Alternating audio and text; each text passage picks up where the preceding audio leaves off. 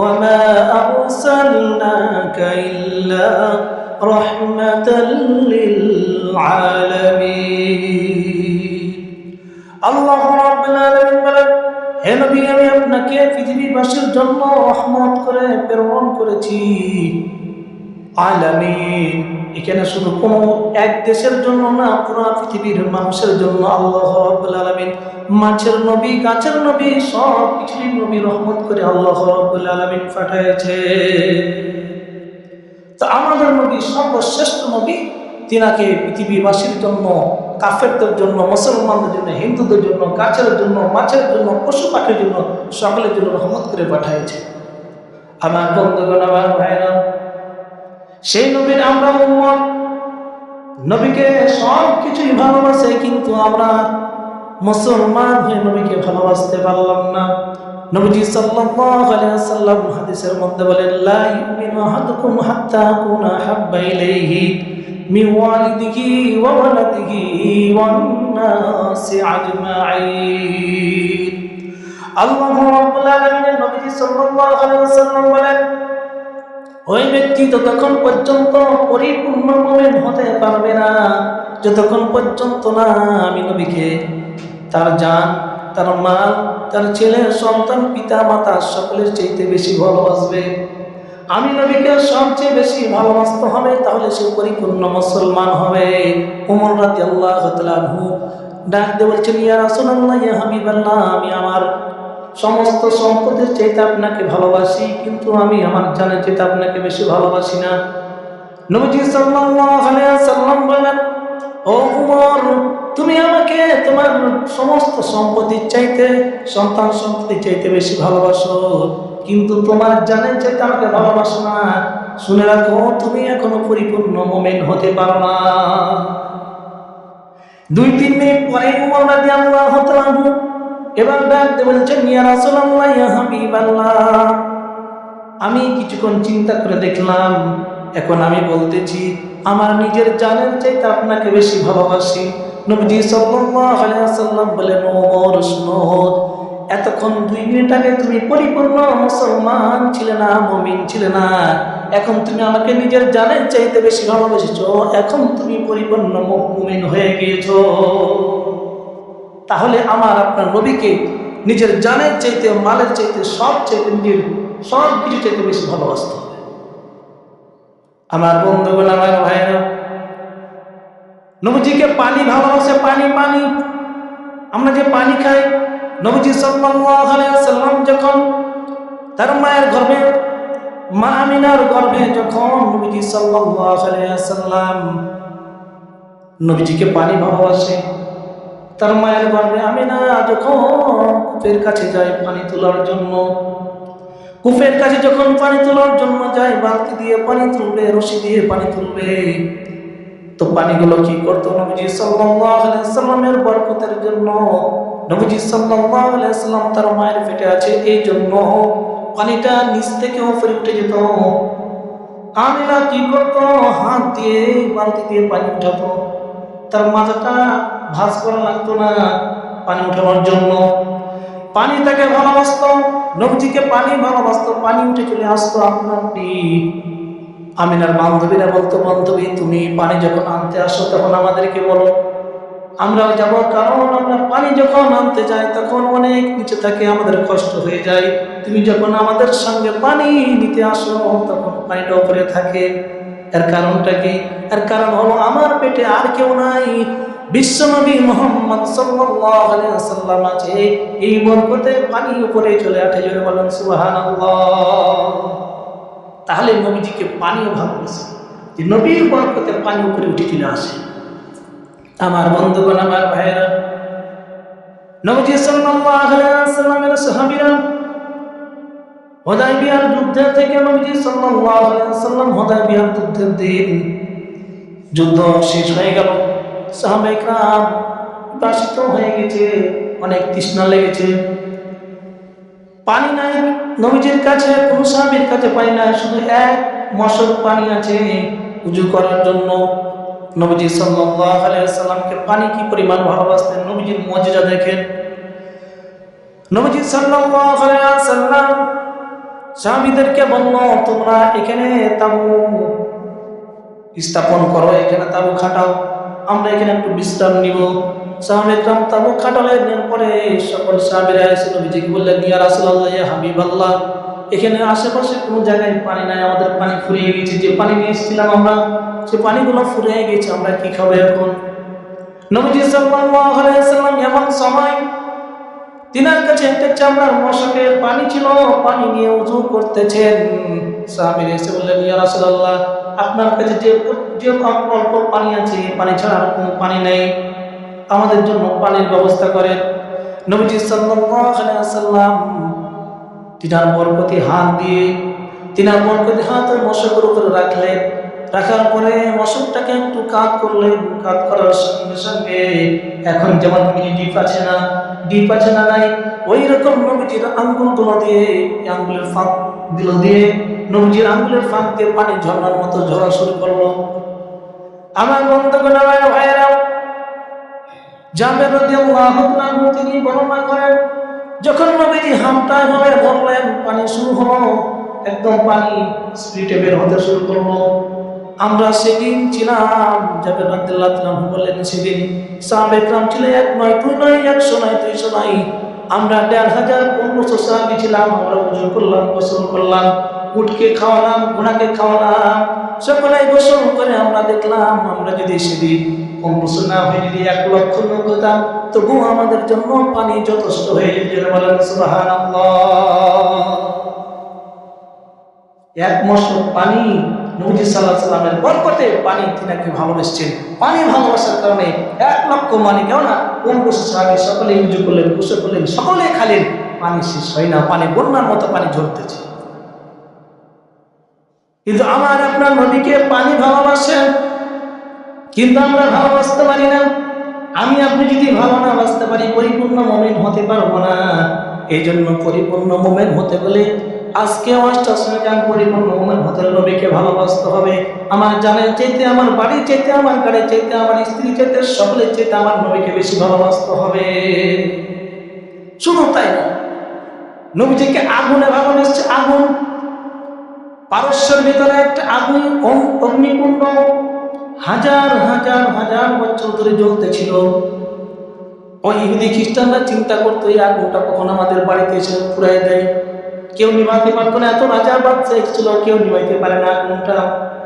আমার আপনার নবী যেদিন ভূমিষ্ঠ হলো, ওই আগুনটা তারা পূজা করতো, ওই আগুনটা নিয়ে তারা পূজা করতো, আর ভয় করতো যদি আগুনটা আমাদের এলাকায় ঢুকে যায় তাহলে আমার এলাকা পুড়ে যাবে। এই যে দেখলেন না, কিছুদিন আগে আমেরিকাতে আগুন পুড়িয়ে দিল না সবকিছু, এইরকম আগুন জ্বলতেছিল, আগুন নিভে না। যেদিন আমার আপনার দয়ার নবী, মায়ের নবী জন্মগ্রহণ করলেন, রাত্রিবেলা যখন জন্মগ্রহণ করলেন, জন্মগ্রহণ করার সঙ্গে সঙ্গে ওই হাজার হাজার বছর জ্বলছিল আগুনটা, ওই আগুনটা সঙ্গে সঙ্গে নিভে গেল। নবীর বরকতে আগুন নিভে গেছে। তাহলে আগুনও ভালোবাসে নবীজিকে, পাথরও ভালোবাসি, পানিও ভালোবাসি, আমরা ভালোবাসতে পারি। আমার বন্ধুগণ, আমার ভাইয়েরা, এই জন্য আমরা নবীজিকে ভালোবাসব। নবীজিকে গাছে ভালোবাসে, গাছের ছায়াও ভালোবাসে। নবীজি সাল্লাল্লাহু আলাইহি ওয়াসাল্লাম যখন তিনার বয়স 12 বছর, চাচার সঙ্গে, চাচা আবু তালেবের সঙ্গে সিরিয়ায় চলে গেলেন ব্যবসা করার জন্য। যখন ব্যবসা করার জন্য যাচ্ছেন, যাওয়ার পরে মরুভূমি চলতে চলতে হঠাৎ করে এক জায়গায় একটা গাছ পেলেন। নবীজি সাল্লাল্লাহু আলাইহি ওয়াসাল্লাম চাচার সঙ্গে আছে, ওই গাছের মধ্যে অনেকগুলো মানুষ ছিল, সকলে গাছের নিচে বসতে লাগলো। নবীজি সাল্লাল্লাহু আলাইহি ওয়াসাল্লাম সবার ছোট। নবীজি সাল্লাল্লাহু আলাইহি ওয়াসাল্লাম একদিক থেকে বড় জানা মানুষ আছে, মুরব্বী আছে, সকলকে বসাচ্ছে গাছের ছায়ার নিচে। মুরব্বীদেরকে একদিক থেকে বসাইতে বসাইতে এক পর্যায়ে নবীজি জায়গা পেলেন গাছের ছায়ার বাইরে। গাছের ছায়ার বাইরে জায়গা পেলেন, ওইখানে একটা ইহুদি পণ্ডিত ছিল। ওই দূর থেকে দেখতেছেন সকলকে ওই যুবক বসাচ্ছে, বসতে বসতে হঠাৎ করে দেখলো যে নবীজি সাল্লাল্লাহু আলাইহি ওয়াসাল্লাম গাছের ছায়ার বাইরে বসতেছেন। যখন গাছের ছায়ার বাইরে বসতেছেন, দেখলেন গাছের ডালপালা নবীজির দিকে চলে যায়। আশ্চর্য ব্যাপার, গাছের ডাল চলে যায় নবীজির দিকে। এই দৃশ্য দেখে চলে আসতেছেন ওই যে খ্রিস্টান পাদ্রী, ইহুদি পাদ্রী, পণ্ডিত এসে আসার পরে বলতেছেন, ও কাফেলার লোকেরা, তোমরা কে কোথায় আছো? তোমাদের এই দলের লিডার কেটা, নেতা কেটা? তখন বললো, আমাদের লিডার হলো ওই যে আবু তালেব। তাকে ডাকতে হলো, এটা কে? তোমার বুঝিলে তোমার ভাতিজা। এটা কি? এটা আমার ভাতিজা। তোমার শুধু ভাতিজা না, আমি তাওরাত জামানে ইনজিলে পড়েছি, এটা তোমার শুধু ভাতিজা না, এটা হলো বিশ্বনবী মুহাম্মদ সাল্লাল্লাহু আলাইহি ওয়াসাল্লাম। কারণ আমি দেখতে পেলাম তাওরাত জামানে, আমি এখানে বসে আছি, যে বিশ্বনবী আসবে, এইখানে আসবে, এই গাছের নিচে বসবে। আজকে এসেছে, গাছের নিচে বসছে, আমি দেখলাম গাছের ডালগুলো তাকে ছায়া দিতেছে। জোরে বলেন সুবহানাল্লাহ। ও আবু তালেব, তুমি আর ওই দিকে সিরিয়ার দিকে যাবে না, কারণ তাকে সিরিয়া নিয়ে গেলে তাকে হত্যা করে ফেলবে ইহুদি খ্রিস্টানরা। সুতরাং তুমি আর ওই দিকে যাবে না, এখন তুমি বেরো, বাড়ি ফেরত যাবা, কারণ এটা শেষ নবী পৃথিবীতে এসেছে, তার শত্রু অনেক। সুতরাং তুমি আর দেরি করবা না, এই বিশ্ব নবীকে তুমি নিয়ে চলে যাও, বাড়িতে নিয়ে চলে যাও। তাহলে নবী সাল্লাল্লাহু আলাইহি সাল্লামকে গাছের ছায়া ভালো এসেছে, গাছও তাকে কি দিয়েছেন? ছায়া দিয়েছে। নবী সাল্লাল্লাহু আলাইহি সাল্লামকে মেঘমালাও ছায়া দেয়। মরুভূমির ভিতর দিয়ে চলতেছেন, দেখতে পেলেন খাদিজা রাদিয়াল্লাহু তাআলার বাড়ির সামনে দাঁড়িয়ে আছেন। একদিন দেখলেন যে খাদিজা রাদিয়াল্লাহু তাআলা নবীজির মাথার উপরে একদম মেঘ, যেখানে যায় মেঘটা যায়, তার সাথে সাথে যায়, ছায়া দেয়। তাহলে মেঘ নবীকে চিনে, সকলেই চিনে, কিন্তু আমরা মুসলমান চিনি না। আমার বন্ধুগণ, আমার ভাইরা, নবীজিকে গাছেও চিনে, নবীজিকেও মাছিও চিনে। এই জন্য নবীজি সাল্লাল্লাহু আলাইহি সাল্লাম একদিন মরুভূমির ভিতর দিয়ে যাইতেছেন সাহাবায়ে কেরামদেরকে নিয়ে। এমন সময় হঠাৎ করে মরুভূমির ভিতরে নবীজি সাল্লাল্লাহু আলাইহি সাল্লাম ইস্তেঞ্জা করবেন, এসব পায়খানা করবেন, কিন্তু মরুভূমির ভিতরে কোনো গাছ নেই, পালা নেই, দূরে দূরে গাছ আছে, কোনো জঙ্গল নেই। সৌদি আরবে কোনো জঙ্গল নেই, গাছ নেই। এই আরবের ভিতরে দেখলেন দূরে অনেকগুলো গাছ, কিন্তু নবীজি সাল্লাল্লাহু আলাইহি ওয়াসাল্লাম তার ইস্তেঞ্জা করবেন, এসব পায়খানা করবেন, তো আমাদের মতো তো আমরা তো যেখানে সেখানে শুরু করে দিই। পেশাব করা লেগেছে, চেন টেনা শুরু করে দিলাম, মানুষের আগা দেখে আছে না নাই। কিন্তু নবীজি সাল্লাল্লাহু আলাইহি ওয়াসাল্লাম তার চরিত্রবান। ওয়া ইন্নাকা লাআলা খুলুকিন আযীম, সবচেয়ে উত্তম চরিত্রের অধিকারী নবীজি সাল্লাল্লাহু আলাইহি ওয়াসাল্লাম। আল্লাহ তাআলা বলেন, হে নবী, আমি আপনাকে সবচেয়ে উত্তম চরিত্রের অধিকারী করে পৃথিবীতে পাঠিয়েছি। নবীজি কি সবার সামনে বসে যাবে সব পায়খানা করতে? না। আল্লাহ রাব্বুল আলামিন ডাকতে নবীকে বলছেন, ও নবী, আপনি কি জন্য দাঁড়িয়ে আছেন? কার অপেক্ষা করতেছেন? আপনি ইস্তেঞ্জা করবেন, আপনার প্রয়োজন পূর্ণ করবেন। আপনি কেন দাঁড়িয়ে আছেন? আপনার দূরে গাছগুলো দাঁড়িয়ে আছে, দেখতে পান না? গাছগুলোকে ডাক দেন, আপনার কথাই গাছগুলো চলে আসবে। নবীজি সাল্লাল্লাহু আলাইহি সাল্লাম চারদিক থেকে চারটা গাছকে ডাক দিলেন। গাছগুলো একদম মানুষের মতো হেঁটে চলে আসলো নবীজির সামনে, ডান দিক থেকে, বাম দিক থেকে, সামনের দিক থেকে, পিছন দিক থেকে। যখন গাছগুলো চলে আসলো, নবীজি সাল্লাল্লাহু আলাইহি ওয়াসাল্লাম গাছগুলো একদম তাদের, যেরকম মুরগি যেরকম তার পাখা দিয়ে সুন্দর করে ঢেকে দেয়, এরকম গাছগুলো প্রত্যেকটা গাছ নবী সাল্লাল্লাহু আলাইহি ওয়াসাল্লামকে ঘিরে ফেললে। এরপরে নবী সাল্লাল্লাহু আলাইহি ওয়াসাল্লাম সেখানে পেশাব পায়খানা করলেন, নিজে ইস্তেঞ্জা করলেন। ইস্তেঞ্জা করার পরে নবী সাল্লাল্লাহু আলাইহি ওয়াসাল্লাম গাছগুলোকে বললেন, গাছ তোমরা নিজের নিজের জায়গায় চলে যাও।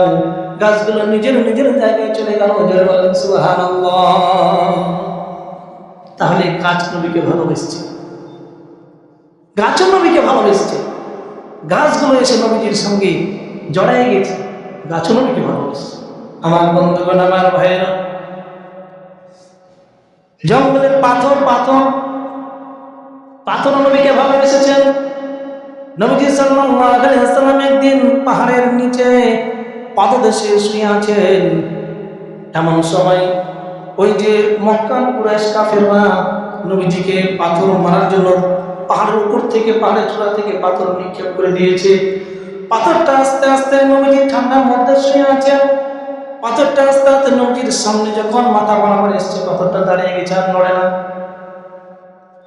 উপর থেকে কাফেররা দেখলো, কি ব্যাপার, পাথরটা আমরা ফেললাম, গড়াই দিলাম, তার মাথায় যে পড়বে, মরে যাবে মুহাম্মদ। কিন্তু পাথরটা এসে সামনে দাঁড়িয়ে গেছে, আর নড়াচড়া করে না। তাহলে নবীজিকে পাথর ভালোবেসেছেন, পাথরটা সেখানে থেকে গেছেন। নবীজি সাল্লাল্লাহু আলাইহি সাল্লামকে পাহাড় ভালোবেসেছেন। আমরা ভালোবাসি না, কিন্তু পাহাড় ভালোবাসে। নবীজি সাল্লাল্লাহু আলাইহি সাল্লাম একদিন মদিনার পথে যাচ্ছেন, হঠাৎ করে উহুদ পাহাড় ওই দিকে, নবীজি এই দিক দিয়ে যায়। যাওয়ার সময় কে যেন সালাম দেয়, আসসালামু আলাইকুম ইয়া রাসূলুল্লাহ। আবু বকর ওমর রাদিয়াল্লাহু আনহু আছে, তারা আছে, বলতেছেন ইয়া রাসূলুল্লাহ ইয়া হাবিবাল্লাহ, কোথা থেকে সালাম আসে? আমরা তো শুনতে পাই কোনো মানুষ নাই এখানে। নবীজি সাল্লাল্লাহু আলাইহি ওয়াসাল্লাম বলেন, ওমর ও আবু বকর, এখানে কোনো মানুষ নাই, আমাকে ওই যে পাহাড় আমাকে সালাম দেয়, ওই পাহাড় আমাকে সালাম দেয়, কারণ পাহাড় আমাকে ভালোবাসে। নবীজি সাল্লাল্লাহু আলাইহি ওয়াসাল্লাম যখন চলে যাচ্ছেন, এমন সময় জিবরাইল আলাইহিস সালাম ডাক দিয়ে বলছেন, ইয়া রাসূলুল্লাহ ইয়া হাবিবাল্লাহ, আপনি এই রাস্তা দিয়ে যাচ্ছেন, আপনি প্রতিদিন তো ওই রাস্তা দিয়ে যান, আজকে এই রাস্তা দিয়ে কেন? কারণ আমি এই রাস্তা দিয়ে যাচ্ছি, আমি এই রাস্তা দিয়ে, রাস্তাটা সুন্দরের জন্য যাচ্ছি। নবীজি সাল্লাল্লাহু আলাইহি ওয়াসাল্লামকে জিবরাইল আলাইহিস সালাম বলছেন, ইয়া রাসূলুল্লাহ ইয়া হাবিবাল্লাহ, আপনি প্রতিদিন উহুদ পাহাড়ের সামনে দিয়ে যান, আজকে আপনি উহুদ পাহাড়ের পিছন ওই দিক দিয়ে যাচ্ছেন, উহুদ পাহাড় আপনাকে দেখতে পাচ্ছেন না, এই জন্য কান্না করতেছে। উহুদ পাহাড় আপনাকে দেখতে পাই না, এই জন্য কান্না করেন। আল্লাহ রাব্বুল আলামিন আমাকে এই মুহূর্তে পাঠালেন যে নবীজিকে বলো যে উহুদ পাহাড়ের সামনে দিয়ে যাবে, কারণ নবীজি সাল্লাল্লাহু আলাইহি ওয়াসাল্লাম উহুদ পাহাড় ভালোবাসে। নবীজি ওই রাস্তা থেকে বের হয়ে চলে গেলেন উহুদ পাহাড়ের সামনে। যাওয়ার পরে বলে, ইউহিব্বুনি ওয়া ইউহিব্বুহু, ও আমার সাহাবীরা, ওই যে উহুদ পাহাড় আমাকে ভালোবাসে, আমিও তাকে ভালোবাসি। পাহাড় নবীকে ভালোবেসেছে। আমরা নবীর উম্মত, আমরা নবীকে ভালোবাসি। আমরা নবীর উম্মত, আমরা নবীকে ভালোবাসতে চাই না, ভালোবাসি না। নবীর ভালোবাসা শুধু খালি মিষ্টি খাওয়ার পরে মিষ্টি খেলাম ভালোবাসা না। আমরা নবীর উম্মত মনে করি যে খাওয়ার পরে তুমি মিষ্টি মুখ করে এটা সুন্নাত, নবীর সুন্নাত এটা না, আর কত সুন্নাত আছে। এই জন্য খালি ভালো ভালো খাওয়াই আর নবীকে ভালোবাসি না, এটা হবে না। আমার বন্ধুগণ, আমার ভাইরা, নবীজিকে পাহাড় ভালোবাসে, গাছ ভালোবাসে, নবীজিকে চাঁদও ভালোবাসে, সূর্য ভালোবাসে। নবীজি সাল্লাল্লাহু আলাইহি ওয়াসাল্লামকে চাঁদ ভালোবাসে। ইহুদিরা নবী সাল্লাল্লাহু আলাইহি ওয়াসাল্লামকে বলছে, মুহাম্মদ তুমি কি সত্য নবী? হ্যাঁ, আমি সত্য নবী। তুমি যদি সত্য নবী হয়ে থাকো তো দেখো, ওই যে আকাশে চাঁদ দেখতে পাচ্ছ, এই চাঁদটাকে তুমি যদি দুই খণ্ড করতে পারো, তাহলে আমরা কালেমা পড়ে মুসলমান হয়ে যাব। এটা কি সম্ভব? আমাদের আকলে ধরে? নবীজি সাল্লাল্লাহু আলাইহি ওয়াসাল্লাম ওই ইহুদিদের কথা শুনে বললেন, ঠিক আছে। নবীজি সাল্লাল্লাহু আলাইহি ওয়াসাল্লাম চাঁদের দিকে ইশারা তাকু দিয়ে বললাম, চাঁদ দুই খণ্ডিত হয়ে যাও। সঙ্গে সঙ্গে চাঁদটা দুই খণ্ড হয়ে গেল। আমার বন্ধুগণ, তাই নবীজিকে চাঁদ ভালোবেসেছে, সূর্য ভালোবেসেছে কিভাবে? নবীজি সাল্লাল্লাহু আলাইহি ওয়াসাল্লাম একদিন আলী রাদিয়াল্লাহু আনহু রানের উপরে, এই রানের উপরে মাথা দিয়ে ঘুমাচ্ছেন। আসরের নামাজের সময় পার হয়ে যাচ্ছে। আলী রাদিয়াল্লাহু আনহু একবার নবীজির দিকে তাকায়, একবার সূর্যের দিকে তাকায়। সূর্য আস্তে আস্তে নামতেছে। যখন দেখলো যে আসরের সময় পার হয়ে যাবে, এমন সময় দেখলেন আলী রাদিয়াল্লাহু আনহু চিন্তা করতেছেন যে আমি যদি এখন নবীজিকে ঘুম থেকে উঠাই তাহলে নবীজির কষ্ট হবে, এদিকে ঘুম থেকে না উঠালে আসরের নামাজের সময় শেষ হয়ে যাবে, কি করব? হঠাৎ করে দেখতে পেলেন সূর্যটা আর নিচে নামে না, যে জায়গায় আছে ওই জায়গাতে দাঁড়ায় আছে। সূর্য আর নামে না। নবী সাল্লাল্লাহু আলাইহি ওয়াসাল্লাম অনেকক্ষণ পর যখন ঘুম থেকে জাগ্রত হলেন, দেখলেন যে সূর্য আছে। আসরের নামাজের জন্য উযু করলেন, নামাজ পড়লেন। নামাজ পড়ার পরে নবী সাল্লাল্লাহু আলাইহি ওয়াসাল্লাম যখন নামাজ শেষ হলো, তারপরে সূর্যটা আস্তে আস্তে ধীরে ধীরে ডুবে যাচ্ছে। যারা বলেন সুবহানাল্লাহ। তাহলে আল্লাহ রাব্বুল আলামিনের রাসূল সাল্লাল্লাহু আলাইহি ওয়াসাল্লামের সম্মান কত, মর্যাদা কত, তাকে সূর্য চন্দ্র সবকিছু ভালোবেসেছে। আমরা সেই নবীর উম্মত। আমার বন্ধুগণ, আমার ভাইরা, আমরা সেই নবীর উম্মত। এই উম্মত আমরা এত সুন্দর আমরা উম্মত, এত দামি উম্মত, আমরা কোনদিন দরখাস্ত করি না যে আল্লাহ আমাদেরকে শেষ নবীর উম্মত বানাও, কিন্তু আমাদেরকে উম্মত বানাই চাও কখন রব্বুল আলামিন, কিন্তু আমরা শেষ নবীর উম্মত হইলাম, কি করলাম? আমার বন্ধুগণ, আমার ভাইরা, পৃথিবীতে 4 শ্রেণীর পিতামাতা, এমন সৌভাগ্যবান পিতামাতা আছে যারা বিনা হিসাবে জান্নাতে যাবে। 4 শ্রেণীর পিতামাতা, 4 শ্রেণীর সন্তানের পিতামাতা বিনা হিসাবে জান্নাতে যাবে। শোনার দরকার আছে না নাই? নাম্বার 1 হলো শহীদের পিতামাতা, তারা কোথায় যাবে? বিনা হিসাবে জান্নাতে চলে যাবে।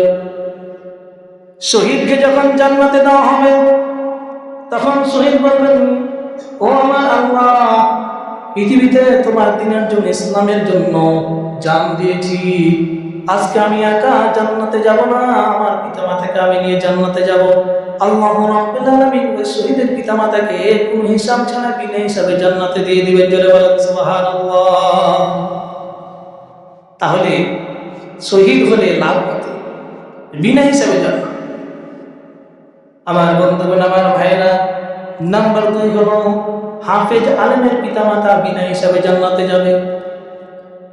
হাফেজ আলেমের পিতামাতা বিনা হিসাবে জান্নাতে যাবে। কোরআনে কারিমের মধ্যে, হাদিসের মধ্যে কোন জায়গায় নাই এফআরসিএস ডাক্তার, এমবিবিএস ডাক্তার, বড় বড় doctor, engineer, professor, PCS cadre যারা আছে, তাদের বাবা বিনা হিসাবে জান্নাতে যাবে নাকি? এ কথা আছে? নাই। আল্লাহ রাব্বুল আলামিন কত সম্মান আর মর্যাদা দিয়েছেন। এই জন্য আমাদের প্রত্যেকের সন্তানকে, একজন করে সন্তান হলেও আমাদেরকে হাফেজ আলেম বানাতে হবে। তাহলে আমার জিন্দেগির জীবনটা আমার সার্থক হয়ে যাবে, সফল হয়ে যাবে। কারণ আমার সন্তান যদি না থাকে, তাহলে আমার পোতা আছে, পোতা না থাকলে নাতি আছে, আছে না নাই? এই জন্য আমার সন্তানকে বানাতে পারিনি, আমার পোতাকে বানাবো, আমার নাতিকে বানাবো। তাহলে আমি কোথায় যাব? ওই সন্তান যদি আল্লাহ রাব্বুল আলামিনের হুকুম ও রাসূলের তরিকা অনুযায়ী চলতে পারে, তাহলে ওই সন্তান আমাকে বিনা হিসাবে জান্নাতে নিয়ে যাবে। মনে করছেন যে আলেম হচ্ছে, চাকরি নাই, সরকারি চাকরি নেই, খাইবে কি? কপাল পোড়া হতভাগা।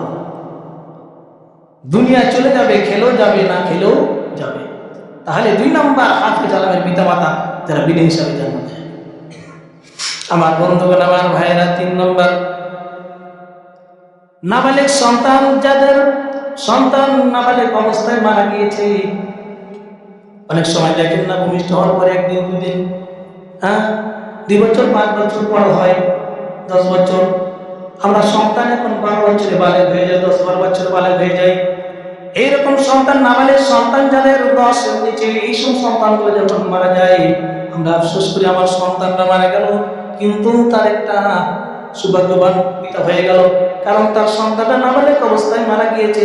কাল কিয়ামতের ময়দানে ওই সন্তানগুলোকে যখন আল্লাহ রাব্বুল আলামিন জান্নাতে দিবেন, তখন বলে, আল্লাহ, আমরা দুনিয়াতে ছিলাম, আমাদের পিতামাতা ছিল, কিন্তু আমরা একা জান্নাতে যাব না, আমার পিতামাতাকে নিয়ে আমরা জান্নাতে চলে যাব। ওই নাবালেগ সন্তান যাদের মারা গিয়েছে, তারা তাদেরকে জান্নাতে বিনা হিসাবে জান্নাতে দিবে। তবে খালি হচ্ছে আমার সন্তান মারা গেছে, নামাজ কালাম পড়া লাগবে না, এরকম না। আপনাকে আপনার ইবাদত বন্দেগী করতে হবে। আমার বন্ধুগণ, আমার ভাইরা, নাম্বার 4 হলো পাগল প্রতিবন্ধী, যারা মায়ের পেট থেকে পাগল প্রতিবন্ধী অনেকদিন জীবিত আছে, তাদের কোনো আল্লাহর কোনো হুকুম তার উপরে কোনো বর্তায় না। এইরকম পাগল প্রতিবন্ধী, তাদের কোনো জ্ঞান নাই, হুঁশ নাই, কিছু নাই। এইরকম পাগল প্রতিবন্ধী যারা আছে, যখন যারা মারা যাবে, এদের পিতা মাতা কোথায় যাবে? জান্নাতে যাবে। আজকে যখন প্রতিবন্ধী হয়, সবারই মরণ হয়, কিন্তু তোর মরণ হয় না, এরকম করে না। কিন্তু ধৈর্য ধারণ করে যদি আপনি ওই প্রতিবন্ধী পাগলকে আপনি লালন পালন করতে পারেন, আল্লাহ রাব্বুল আলামিন আপনাকে বিনা হিসাবে জান্নাত দিয়ে দিবে। কিন্তু আমাদের প্রতিবন্ধী যদি সন্তান একটা হয়, তখন এই একটা মেরে যায়, ভালো একটা দিয়েছে আল্লাহ, কানা করে এটা মরে না, আর ঘাটাও ছাড়ে না, আছে না? এরকম মানুষ বলে না, এরকম বলা যাবে না, কারণ এটাই হইতে পারে আপনার জান্নাতের জন্য পাথি। তাহলে 4 শ্রেণীর পিতা মাতা কোথায় যাবে? বিনা হিসাবে জান্নাতে যাবে। এজন্য আমরা আমাদের সন্তানকে আলেম বানাবো, হাফেজ বানাবো। আমার বন্ধুগণ, আমার ভাইরা, নবীজি সাল্লাল্লাহু আলাইহি ওয়াসাল্লামকে গাছে ভালোবাসে, পানিও ভালোবাসে, পাথরও ভালোবাসে, আগুনও ভালোবাসে, সব কিছু ভালোবাসে। নবীজি সাল্লাল্লাহু আলাইহি ওয়াসাল্লামকে প্রাণীরাও ভালোবাসে। নবীজি সাল্লাল্লাহু আলাইহি ওয়াসাল্লাম মরুভূমির ভিতর দিয়ে যাচ্ছেন। হঠাৎ করে একদিন একটা উট এসে নবীজিকে বলছেন, ইয়া রাসূলুল্লাহ, ইয়া হাবিবাল্লাহ, আসসালামু আলাইকুম ইয়া রাসূলুল্লাহ, ইয়া হাবিবাল্লাহ। নবীজি সাল্লাল্লাহু আলাইহি ওয়াসাল্লামকে বলেন, তুমি আমাকে সালাম দিচ্ছ? বলি, কেন সালাম দিব না? আপনি তো আমার নবী, আপনি আমার নবী, আমি চিনতে পেরেছি আপনি নবী, শেষ নবী, আমার নবী। কি হয়েছে বলো?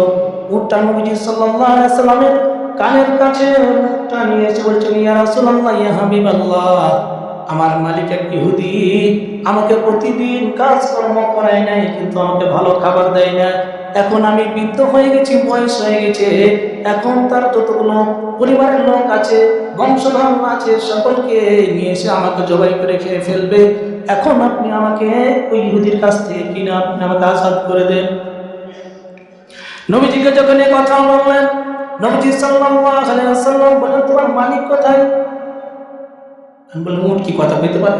আল্লাহ রাব্বুল আলামিন যদি সব কিছু করতে পারেন, আল্লাহ রাব্বুল আলামিন সব কিছু করতে পারেন, আল্লাহ রাব্বুল আলামিন সব কিছু করতে পারেন। এই জন্য নবীজি সাল্লাল্লাহু আলাইহি ওয়াসাল্লাম কি করলেন? উটের মালিককে ডাক দিয়ে বলেন, ইয়া সাহিবাল মালিক, এদিকে আসো। হে উটের মালিক, এদিকে আসো।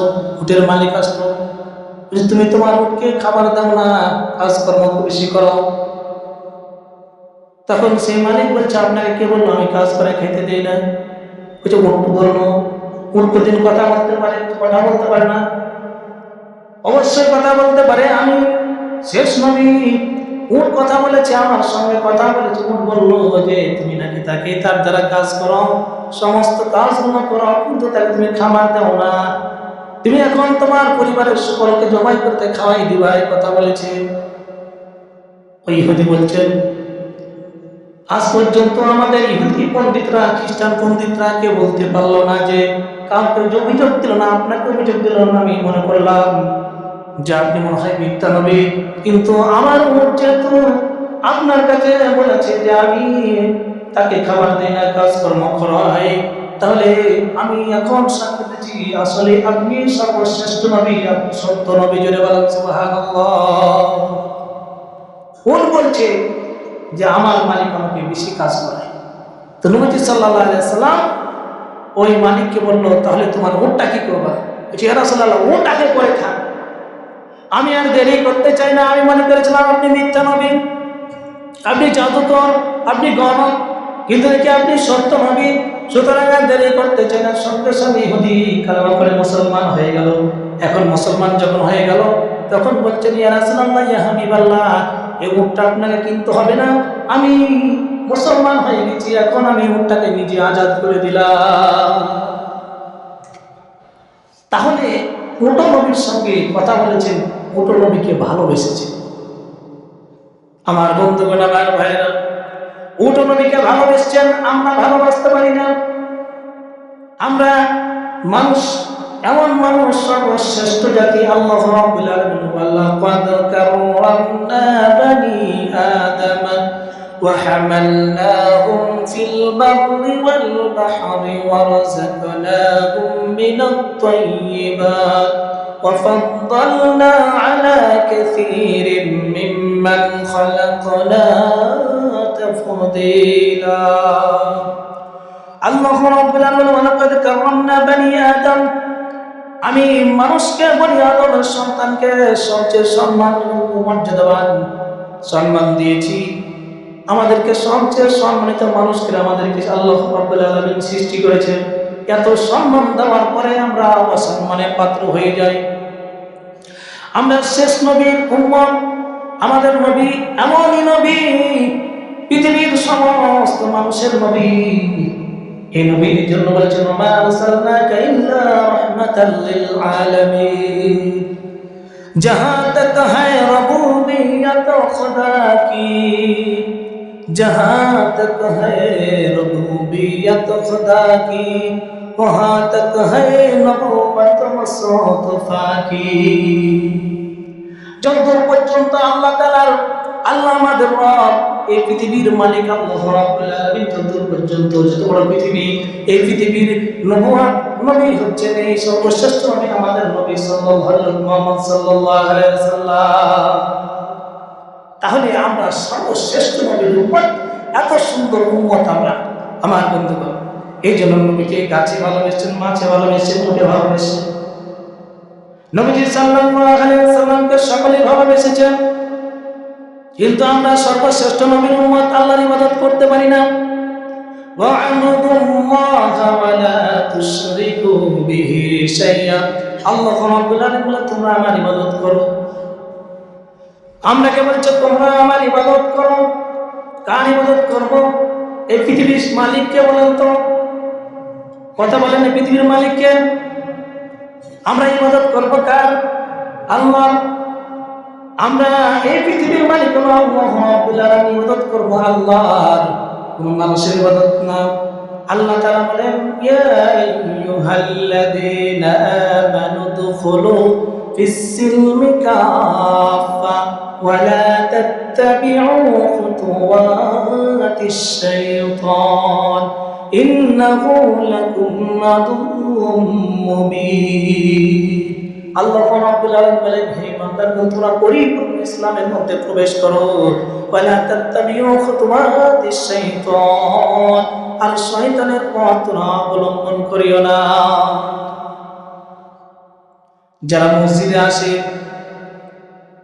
মসজিদে আসলে খুশি হয় কে বলেন তো? জোরে বলেন।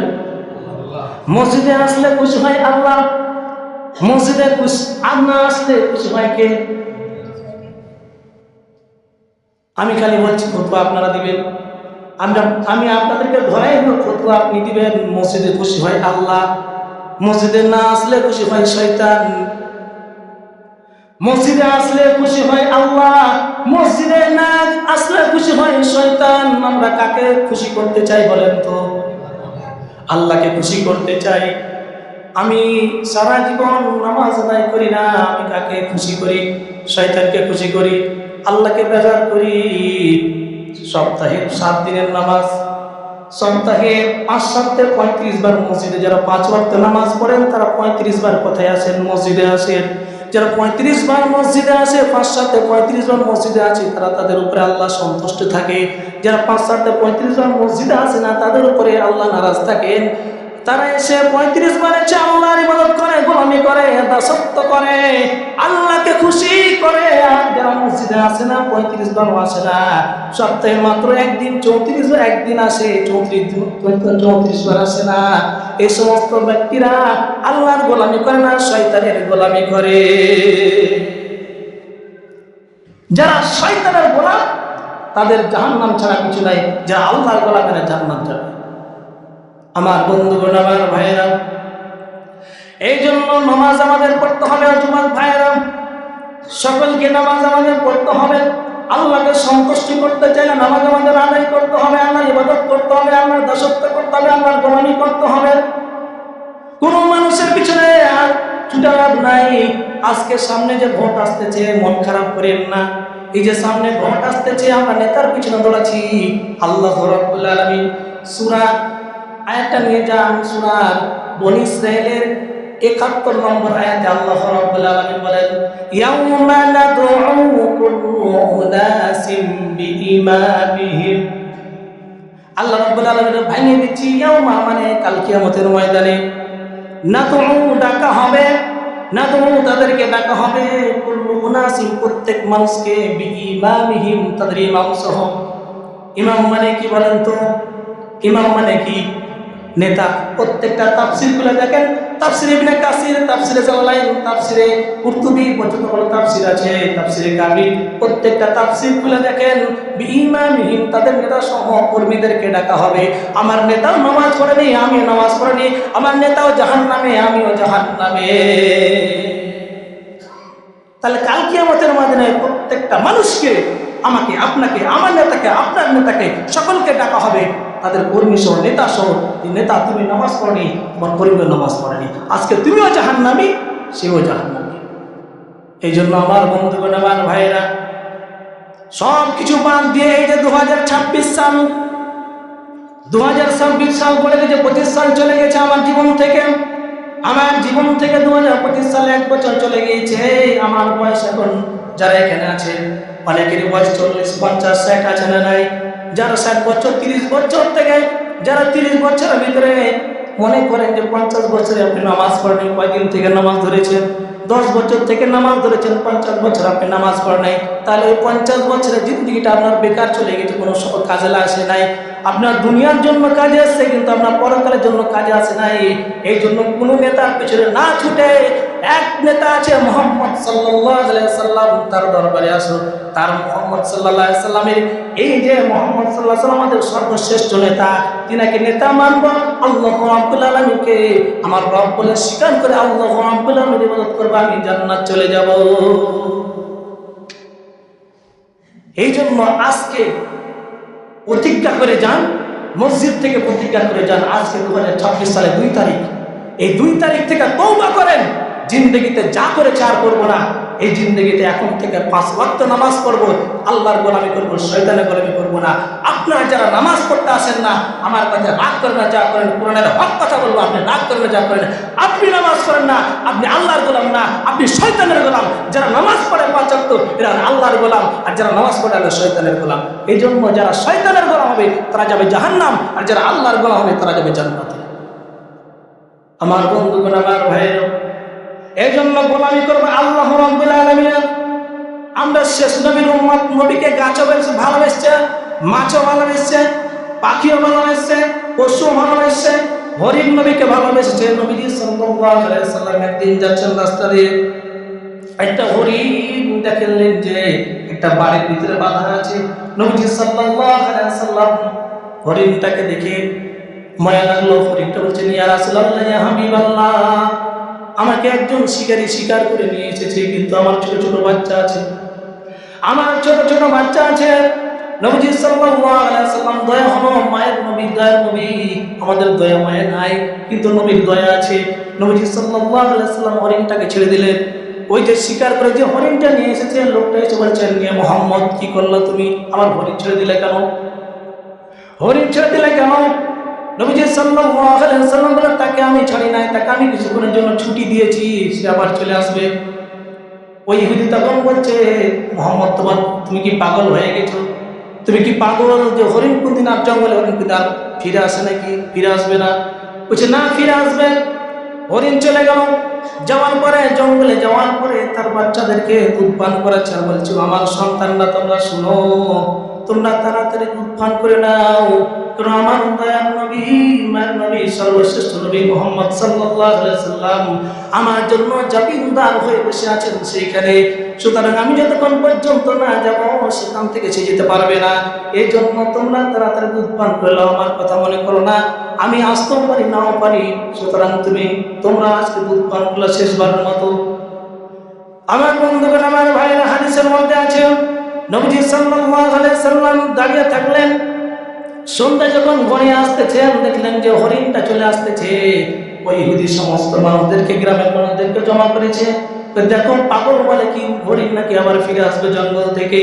যখন হরিণটা ফিরে আসলো, ফিরে আসার পরে নবীজি সাল্লাল্লাহু আলাইহি সাল্লাম ওই রশিটা তারা হরিণের গলার মধ্যে পরাই দিল। এরপরে ইহুদিরা সকলে বলছেন, আসলেই তো ফিরে এসেছে, আমরা বুঝতে পারি নাই, চিনতে পারি নাই, আপনি সর্বশ্রেষ্ঠ নবী, আপনি শেষ নবী, আপনি হলেন শেষ নবী, আমরা বিশ্বাস করি, আর দেরি করতে চাই না। সকলে ওই গ্রামবাসী কালেমা পড়ে মুসলমান হয়ে গেলেন। জোরে বলেন সুবহানাল্লাহ।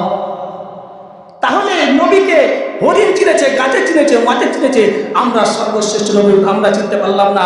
ও যুবক ভাই, যারা যুবক আছেন, আপনারা, আপনাদের জন্য ইসলাম আপনাদের দ্বারা অনেক অনেক অনেক উন্নত হয়েছে।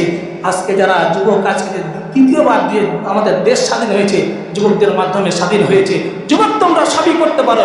যুবক, তুমি ভালো হয়ে যাও, তোমার গ্রাম ভালো হয়ে যাবে। যুবক, তুমি ভালো হয়ে যাও, তোমার সমাজ ভালো হয়ে যাবে। যুবক, তুমি ভালো হয়ে যাও, তোমার দেশ ভালো হয়ে যাবে। যুবক, তুমি ভালো হয়ে যাও, তোমার গ্রাম ভালো হয়ে যাবে, তোমার বড় ভালো হয়ে যাবে, তোমার ভাই ভালো হয়ে যাবে, সকলেই ভালো হয়ে যাবে। যুবক, তুমি ভালো